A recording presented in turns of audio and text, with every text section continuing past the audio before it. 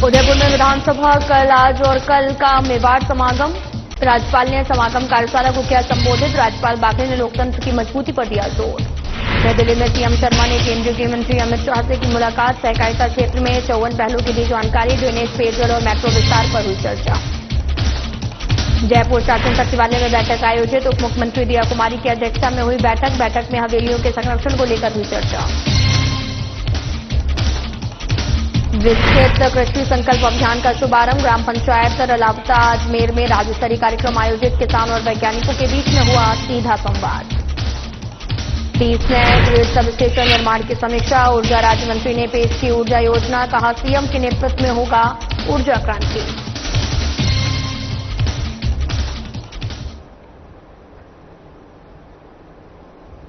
नमस्कार, मैं हूं आपके साथ अंकिता पाल। बुलेटिन की शुरुआत करते हैं। राज्यपाल हरिबाऊ बागरे ने केंद्र और राज्य सरकार की लाभकारी योजनाओं का लोगों को जल्द और साथ ही समुचित लाभ दिए जाने के निर्देश दिए हैं। उन्होंने कहा कि जरूरतमंद की पहचान कर पूर्ण पारदर्शिता से योजनाओं का लाभ आमजन को मिले।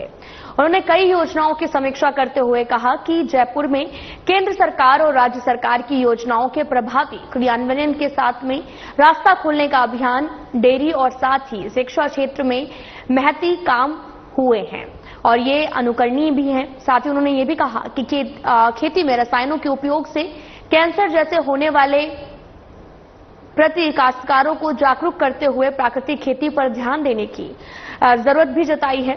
उन्होंने नई शिक्षा नीति के प्रभावी क्रियान्वयन पर जोर देते हुए कहा कि बच्चों की बौद्धिक क्षमता और बढ़ाई जाए। प्राथमिक और उच्च प्राथमिक शिक्षा सीखने की नींव है। इसमें सिखाने की व्यवहारिक पद्धति जो है उस पर विशेष ध्यान दिया जाए।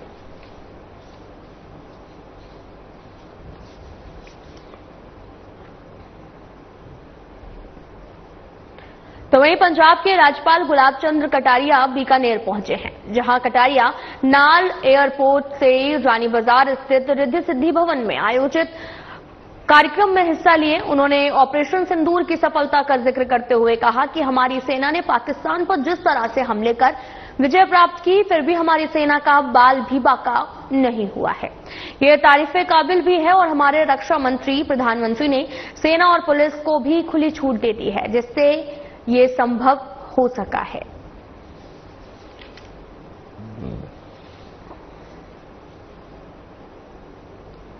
भारत की सेना ने अपनी बार ऑपरेशन सिंदूर का, जिस तरह से देश की महिलाओं का सिंदूर उजाड़ने का जिन्होंने प्रयास किया, उनको हमारे देश में मां बहनों के सिंदूर की कितनी इज्जत होती है, ये हमारी सेना ने आपकी बात आतंकवादियों के ठिकाने पर हमला करके समझा दिया।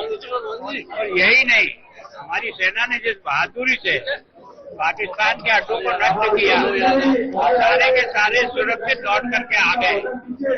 और उसके साथ ही बहादुर सेना ने, विशेष करके वो बॉर्डर पे रहता हूँ, 6 जिले मेरे बॉर्डर के हैं, मैं सोचता हूँ इतने हमले और इतने मिसाइल आने के बाद भी कहीं कोई नुकसान नहीं कर पाई, सबको हवा में उड़ा के फेंक दिया। तो ये देश के प्रधानमंत्री, देश के रक्षा मंत्री की तैयारी और सेना को पूरी आजादी कि अगर वो सामने से गोली चलाए तो तुम गोला मार देना, मैं तुम्हें इजाजत देता हूँ। तो जब पुलिस और सेना के हाथ खोले जाते हैं तो सेना पूरी ताकत से मुकाबला करेगी। राज्यपाल हरिबाऊ बागरे से शुक्रवार को राज्य की उप मुख्यमंत्री दिया कुमारी ने राजभवन पहुंचकर मुलाकात की है और इस दौरान दोनों ने कई विषयों पर चर्चा की। इस मुलाकात को डिप्टी सीएम ने शिष्टाचार भेंट भी बताया है। तस्वीरें भी आपको दिखा रहे हैं जो कि जयपुर से हैं, जहां पर राज्यपाल से डिप्टी सीएम ने शिष्टाचार भेंट की है और डिप्टी सीएम दिया कुमारी ने राजभवन पहुंचकर उनसे मुलाकात की है। कई विषयों पर यहां पर चर्चा भी की गई। मुलाकात को डिप्टी सीएम ने शिष्टाचार भेंट भी बताया है।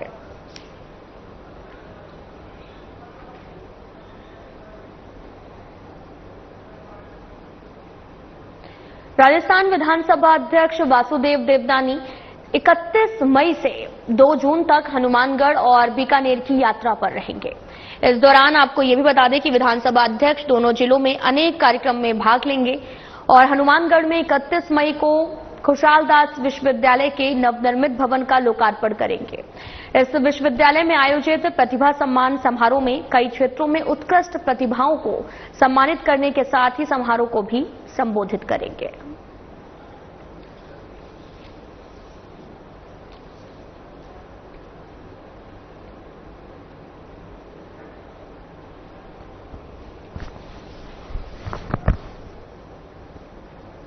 भारतीय जनता पार्टी की तरफ से पुण्यश्लोक अहिल्याबाई होलकर की 300वीं जयंती पर शनिवार को जयपुर के एंटरटेनमेंट पैराडाइज स्थित सेंट्रल लॉन में भव्य आयोजन किया जाएगा। राजधानी में होने वाले इस भव्य आयोजन में भारतीय जनता पार्टी के राष्ट्रीय अध्यक्ष जेपी नड्डा की गरिमामय उपस्थिति भी रहेगी। साथ ही आपको ये भी बताते चलें कि वरिष्ठ नेता राजेंद्र राठौर सहित प्रदेश पदाधिकारियों ने शुक्रवार को कार्यक्रम स्थल का जायजा लिया। व्यवस्था टोली को आवश्यक दिशा निर्देश भी दिए हैं।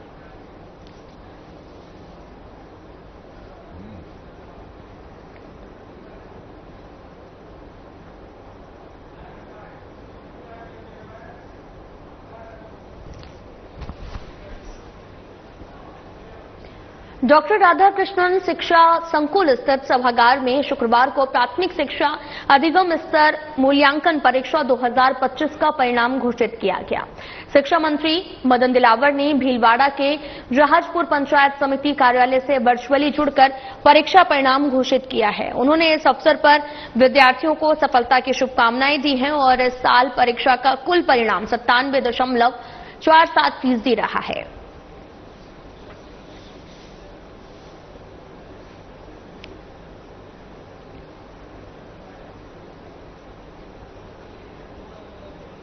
राष्ट्रीय लोकतांत्रिक पार्टी के अध्यक्ष और नागौर सांसद हनुमान बेनीवाल के नेतृत्व में एक प्रतिनिधिमंडल ने गुरुवार को राजस्थान के राज्यपाल हरिबाऊ बाकरे से मुलाकात की है और प्रतिनिधिमंडल ने एसआई भर्ती 2021 को रद्द करने, राजस्थान लोक सेवा आयोग यानी कि आरपीएससी के पुनर्गठन की मांग को लेकर ज्ञापन भी सौंपा है। सांसद बेनीवाल ने राज्यपाल को भर्ती में हुए भ्रष्टाचार के साक्ष्य प्रस्तुत करते हुए कहा कि सरकार कोई ठोस कदम नहीं उठा रही है, जो युवाओं के साथ अन्याय है। उन्होंने आयोग के सदस्यों और चेयरमैन पर भी पेपर लीक जैसे गंभीर आरोप लगाए हैं। राज्यपाल ने आश्वासन दिया कि मांगों पर उचित विचार होगा। प्रतिनिधिमंडल में शंकरलाल नारोलिया, छुट्टन यादव, ताराचंद्र रेगर और साथ ही लादूराम गोदारा सहित कई लोग शामिल रहे। सांसद शाम को शहीद स्मारक पर चल रहे धरने में पहुंचे, युवाओं को न्याय दिलाने के लिए संघर्ष जारी रखने की बात कही है। उन्होंने कहा कि आवश्यकता पड़ी तो प्रधानमंत्री और गृह मंत्री से भी मिलेंगे।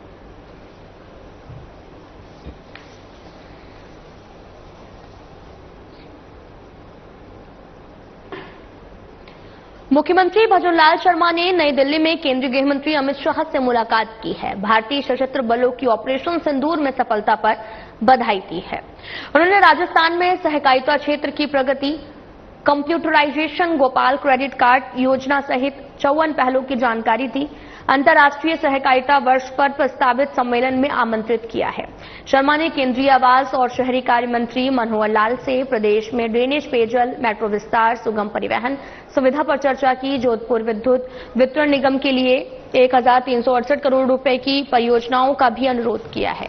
साथ ही आपको यह भी बताते चलें कि केंद्रीय कोयला मंत्री जी किशन रेड्डी से खनन क्षेत्र में विकास और कोयला आपूर्ति पर महत्वपूर्ण बातचीत भी की गई है।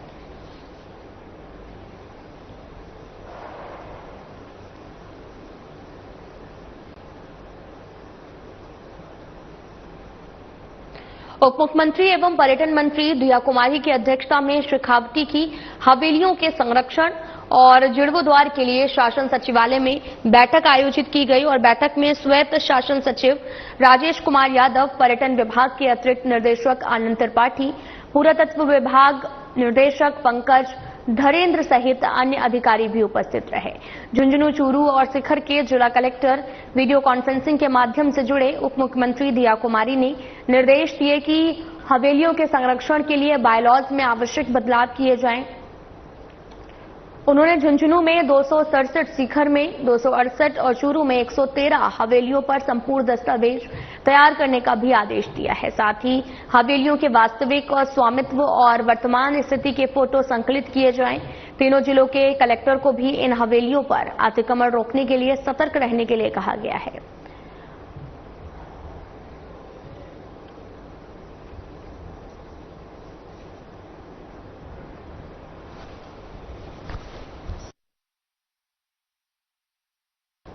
उप मुख्यमंत्री एवं पर्यटन मंत्री दिया कुमारी ने प्रधानमंत्री नरेंद्र मोदी की मंशा के अनुरूप राजस्थान की बावड़ियों के संरक्षण और पुनरुद्धार के लिए कार्य योजना बनाने के निर्देश दिए हैं। उन्होंने पर्यटन विभाग और पुरातत्व और संग्रहालय विभाग के अधिकारियों को ये योजना जल्द प्रस्तुत करने के लिए भी कहा है। उन्होंने कहा कि बावड़ियों के जलागमन और मार्गों की समस्त कचरा हटाने, डिसिल्टिंग को भी योजना में शामिल करने ताकि बावड़ियों का संचालन प्रभावी ढंग से हो सके। उप मुख्यमंत्री द्वारा शासन सचिवालय में आयोजित बैठक में अतिरिक्त निर्देशक पर्यटन आनंद त्रिपाठी, पुरातत्व एवं संग्रहालय विभाग निदेशक पंकज धरेन्द्र और संयुक्त निर्देशक पर्यटन राजेश शर्मा उपस्थित रहे। और साथ ही दिया कुमारी ने कहा कि हेरिटेज संरक्षण कार्य, सभी कार्य जो हैं वो समय सीमा के भीतर पूरे हो सकें। ये पहल राजस्थान की ऐतिहासिक बावड़ियों को संरक्षित करने में महत्वपूर्ण भी साबित होगी।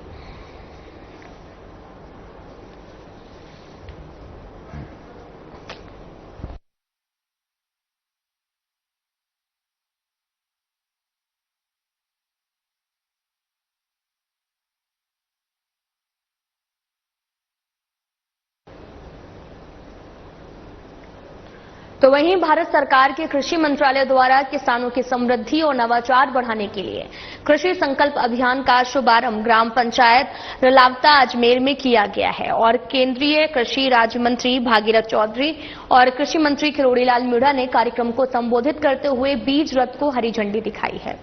यह अभियान 29 मई से 12 जून तक 20 राज्यों के 65,000 से भी अधिक गांवों में चलेगा, जिसमें 2,170 वैज्ञानिक टीमें लगभग 1.5 करोड़ किसानों से संवाद करेंगी।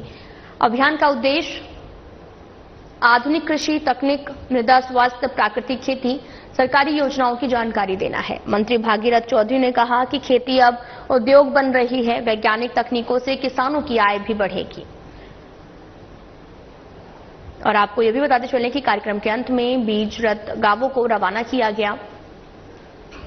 कृषि विश्वविद्यालय और अन्य अधिकारियों ने किसानों को उन्नत कृषि उपायों की जानकारी भी दी।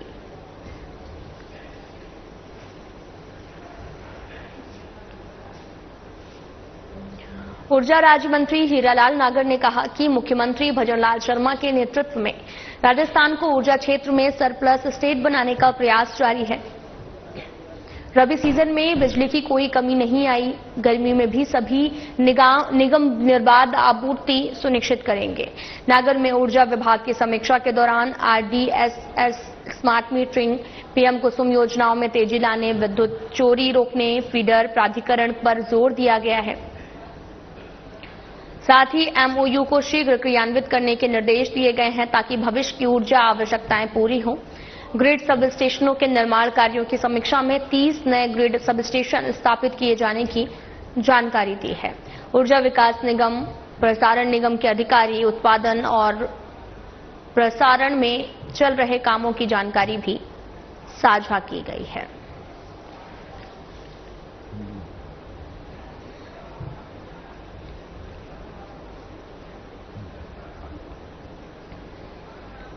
उदयपुर के प्रताप गौरव केंद्र राष्ट्रीय तीर्थ में वीर महाराणा प्रताप की 57 फीट ऊंची भव्य प्रतिमा का गुरुवार को वैदिक मंत्रोच्चारण के बीच में दुधाभिषेक किया गया है। और इस मौके पर राजस्थान विधानसभा अध्यक्ष डॉक्टर वासुदेव देवनानी, राज्यसभा सांसद मदन राठौर, उदयपुर सांसद डॉक्टर मन्नालाल रावत सहित कई गणमान्य मौजूद रहे हैं। देवनानी ने कहा कि शिक्षा मंत्री रहते हुए उन्होंने इतिहास की पुस्तकों से अकबर महान की अवधारणा हटाकर महाराणा प्रताप की गौरव गाथा शामिल करवाई है। प्रताप गौरव केंद्र निदेशक अनुराग सक्सेना ने महाराणा प्रताप के पराक्रम और साथ ही समर्पण को याद दिलाया। वीर शिरोमणि महाराणा प्रताप स्मारक समिति अध्यक्ष प्रोफेसर भगवती प्रसाद शर्मा ने कहा कि उनकी 57 साल की जीवन गाथा हर भारतवासी को साहस और स्वाभिमान की प्रेरणा देती है। दुधाभिषेक और जयकारों से परिसर शौर्य और राष्ट्र प्रेम से गूंज उठा।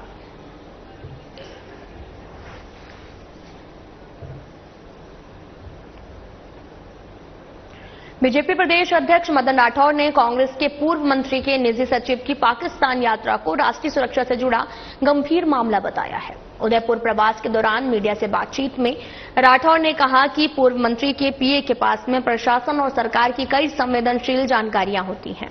ऐसे में उसकी पाक यात्रा चिंताजनक है, देश की सुरक्षा के लिए खतरा है।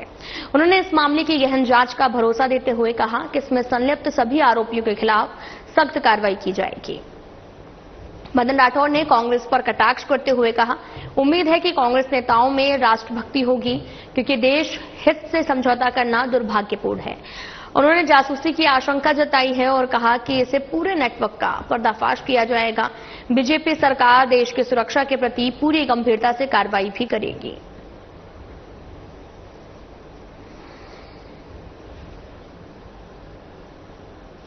भारतीय जनता पार्टी के पूर्व प्रदेश अध्यक्ष स्वर्गीय भंवरलाल शर्मा की पुण्यतिथि पर बीजेपी प्रदेश मुख्यालय में श्रद्धांजलि सभा का आयोजन भी किया गया है। इस मौके पर वरिष्ठ नेताओं और कार्यकर्ताओं ने उनके चित्र और पुष्पांजलि अर्पित कर उन्हें याद किया है और साथ ही कार्यक्रम में जयपुर सांसद मंजू शर्मा, पूर्व सांसद रामचरण बोहरा, प्रदेश उपाध्यक्ष नाहर सिंह जोधा, मंत्री वासुदेव चावला, पूर्व महिला आयोग अध्यक्ष सुमन शर्मा, मीडिया प्रभारी प्रमोद सहित तमाम लोग और कार्यकर्ता भी मौजूद रहे। सांसद मंजू शर्मा ने भंवरलाल शर्मा को संगठनात्मक क्षमता, नेतृत्व कौशल और समर्पित कार्यशैली के लिए याद भी किया है। उन्होंने कहा कि उनकी नीतियां और विचार आज भी बीजेपी के लिए प्रेरणा का स्रोत हैं। इस श्रद्धांजलि कार्यक्रम ने पार्टी कार्यकर्ताओं में उनकी विरासत को संजोने का संकल्प और भी मजबूत किया है।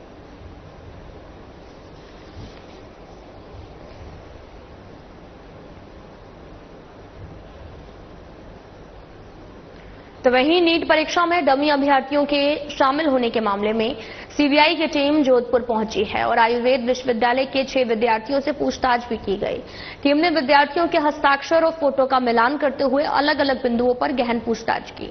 शिकायत मिली थी कि नीट अभ्यर्थियों के स्थान पर डमी उम्मीदवारों ने परीक्षा दी थी और साथ ही विश्वविद्यालय के कुलपति प्रदीप कुमार प्रजापति ने बताया कि सीबीआई जांच और टीम की मौजूदगी की पुष्टि की गई है। पिछले 4 दिनों से यहां पर पूछताछ जारी है, जिसमें परीक्षा से जुड़े कई पहलुओं की जांच की जा रही है। नीट 2024 में जो पूरा कांड हुआ था पूरे देश में और काफी सुप्रीम कोर्ट तक भी गई थी बात, और उसके बाद ये हुआ था कि जो लोग इन्वॉल्व है उनका कैंसिल करते हुए बाकी सब लोगों का जो है किया गया था। क्योंकि ये बहुत अपना ऑल इंडिया लेवल पे एग्जाम होता है, बहुत खर्चा होता है, बहुत सारे लोग इन्वॉल्व होते हैं, बहुत सारे बच्चों का कैरियर इशू होता है और इसमें इस तरह की एक्टिविटीज कोचिंग के माध्यम से लगभग होती है। कोचिंग वाले कैसे इन्वॉल्व होते हैं ये तो काफी कोशिश की गवर्नमेंट ने रोकने के लिए, लेकिन फिर भी अभी उसमें पूरे वो सफल नहीं हो पा रहे हैं। तो ये उस समय का केस था, जितने भी लोग जो भी केसेस में उनको मिलते जा रहे हैं क्लूज, और ये कोई गैंग पकड़ी गई है। उस गैंग की इंफॉर्मेशन के आधार पे ये हुआ है कि हमारे यहाँ से भी बच्चे कुछ गए थे, दूसरी जगह जाके एग्जाम देके आए। तो चूंकि बायोमेट्रिक है इस समय, इसलिए पकड़ में आ जाते हैं बच्चे, कोई दिक्कत नहीं है। तो बायोमेट्रिक तो कुछ मैच की है ऐसा लग रहा है हमको, अदरवाइज तो यहाँ तक सीबीआई नहीं आती। अब दिल्ली से आई हुई है शायद, ऐसा हमें पता चला है कि वहाँ से कुछ इंक्वायरी आई है, तो उसमें चल रही है इंक्वायरी। और बच्चों को लिए है कि मैसेज मेरा यही है इसमें कि इस तरह से एक्टिविटीज में नहीं इन्वॉल्व होना चाहिए। माँ बाप से भी मेरा रिक्वेस्ट है कि वो पैसे दे के बच्चों को इस तरह की एक्टिविटी में न इन्वॉल्व करें। क्योंकि कुछ ऐसे भी हमें इन्फॉर्मेशन मिली है कि माँ जिनके पास पैसे होते हैं वो लोग किसी भी तरीके से कोशिश करते हैं। हनुमानगढ़ जिले के नोहर में पंचायत समिति की साधारण सभा की बैठक प्रधान सोहन धिल की अध्यक्षता में आयोजित की गई।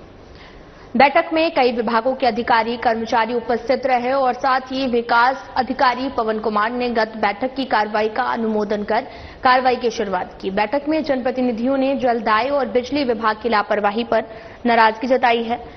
जल जीवन मिशन योजना के अधूरे कार्य वंचित जातियों को भी पेयजल से ना जोड़ने और ठेकेदारों की मनमानी पर पीएचईडी अधिकारियों को आड़े हाथों लिया है। जनप्रतिनिधियों ने आरोप लगाया कि जेजेएम प्रोजेक्ट में अधिकारी और ठेकेदारों की मिलीभगत से अनियमितताएं भी हो रही हैं। सरकार को चूना जो है वो लगाया जा रहा है और वहीं बिजली विभाग पर भी जर्जर पोल, ढीले तार, गलत बिल और कनेक्शन न मिलने से लेकर जो काफी सवाल है वो उठाए गए हैं। ठेकेदारों की अवैध वसूली रोकने की भी मांग की गई है। बैठक में समस्याओं के शीघ्र समाधान की अपेक्षा भी जो है वो की जा रही है।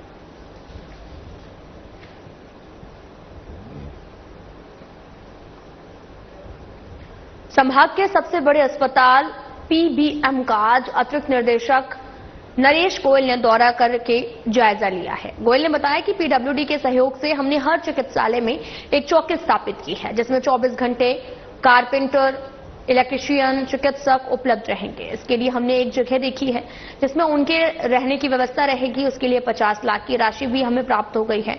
हमने कबाड़ निस्तारण की व्यवस्था करवाई है। आने वाले समय में डॉक्टर के चैम्बर और रोगियों के बैठने की अच्छी व्यवस्था की जाएगी। पीबीएम अस्पताल में कोविड के लिए भी पूरी व्यवस्था की गई है।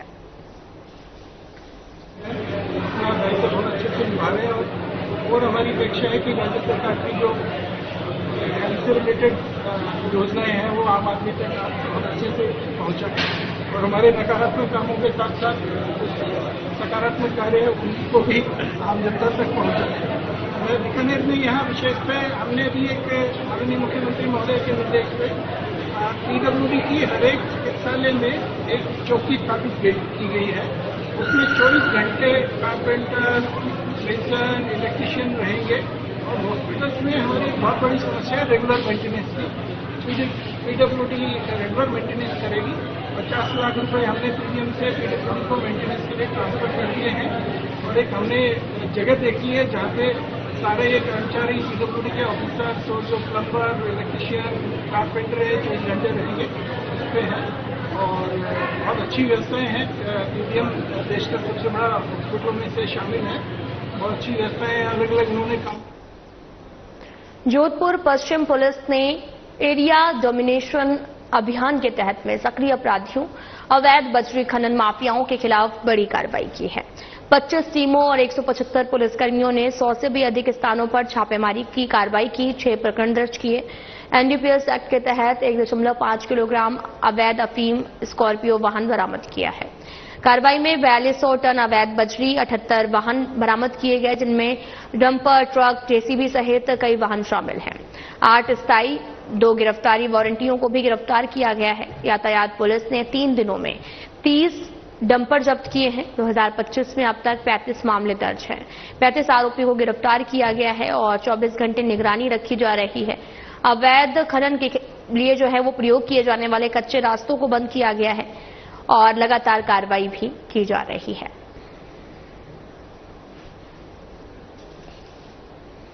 चिन्हित एरियाज में अवैध खनन और परिवहन की रोकथाम हेतु हमने एक स्पेशल अभियान चलाया जिसमें 25 टीमों का गठन किया गया, जिसमें 8 एडीसीपी लेवल के अधिकारी, 4 एसीपी लेवल के अधिकारी और 13 जो है सीआईएसआई लेवल के अधिकारी इन टीमों का नेतृत्व कर रहे थे और इनके द्वारा योजनाबद्ध तरीके से अलग अलग स्थानों पर दबिश दी गई, एरिया डोमिनेशन किया गया, वांछित अपराधियों की धरपकड़ की गई और संदिग्ध लोगों से पूछताछ की गई। इस पूरी कार्रवाई में अगर आंकड़ों की अगर बात करें तो टोटल 6 मुकदमे दर्ज हुए हैं। एक एनडीपीएस एक्ट में जिसमें 1.5 kg अफीम और राजगढ़ थाना क्षेत्र के कोठी नारायणपुर मचाडी सड़क मार्ग के मध्य स्थित जिरावली मोड़ के पास में एक बाइक सवार व्यक्ति की सड़क दुर्घटना में मौत हो गई है। सूचना पर कोठी नारायणपुर पुलिस चौकी के इंचार्ज रमेश चंद्र जाप्टे के साथ में मौके पर पहुंचे। उन्होंने मृतक के शव को कब्जे में लेकर पोस्टमार्टम के लिए राजगढ़ सीएचसी की मोर्चे में पहुंचाया है और जहां पर मृतक कर्नावर बसवा निवासी जगमोहन पुत्र रमेश यादव के शव का पोस्टमार्टम करवाकर शव परिजनों को सौंप दिया है। साथ ही कोठी नारायणपुर चौकी in charge head constable Ramesh Chand ने बताया कि उन्हें सूचना मिली कि कोठी नारायणपुर मचाडी सड़क मार्ग के मध्य स्थित जिरावली मोड़ के पास में सड़क दुर्घटना में एक बाइक सवार व्यक्ति की मौत हो गई है। सूचना पर मौके पर पहुंची जहां एक व्यक्ति मृत अवस्था में पड़ा हुआ था, जबकि दुर्घटना करने वाला वाहन मौके से फरार हो गया। मृतक की पहचान उसके जेब में रखे पर्स के आधार पर हुई है। फिलहाल बुलेटिन में इतना ही। नमस्कार।